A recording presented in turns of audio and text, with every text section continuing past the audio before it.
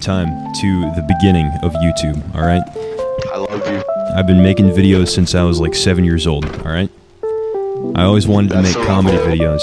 I always wanted to find creative ways to make people laugh. And I did that through many years, many different channels, many different identities until I came to Raccooneggs. And I started doing commentary when I was like 16 or 17. And then I started to shift more towards like trying to make people laugh in video games. And there was always something magical about sharing laughs with people you've never met in your life. Okay, how do you turn off the freaking music? I'm gonna drop Hiroshima on you if you don't. Yo, don't fucking break up your story, dude. Come on. This is Don't interrupt him, that's rude.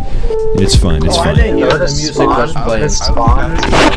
God, let him tell his fucking stories. It really that hard to shut the fuck up. Yeah, so when I was like 16 or 17, I started to shift more towards making people laugh in games.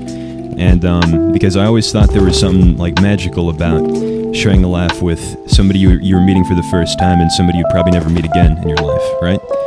So these videos are like what got traction in the beginning, and they're the reason that I was able to quit my job and be able to do YouTube as a full-time job. And I loved making the videos, I loved editing them, I loved uploading them, seeing all the positive feedback and support.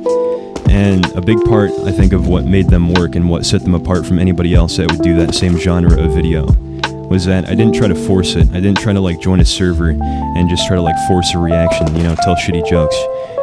It was always like I wanted to talk to people.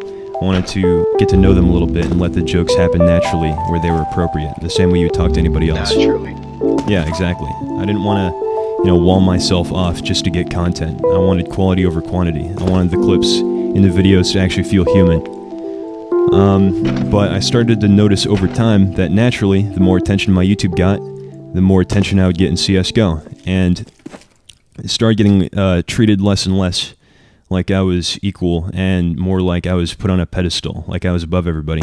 And I was confused because the whole point of making the videos was never really to be above anybody. It was, you know, as generic as it sounds, to help people, to make people laugh, to spread positivity, all that generic bullshit.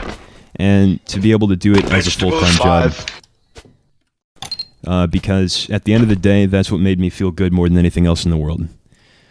But more and more, I would just get put on a pedestal. And it was very uncomfortable and nerve-wracking. And it was no longer that I was able to get to know people, because everybody just wanted to get to know me instead. Nothing about my interactions with people felt human because nobody viewed me as a human. And it might sound like some boohoo I'm famous bullshit, but it goes deeper than like, you know, a rich kid crying that the car their dad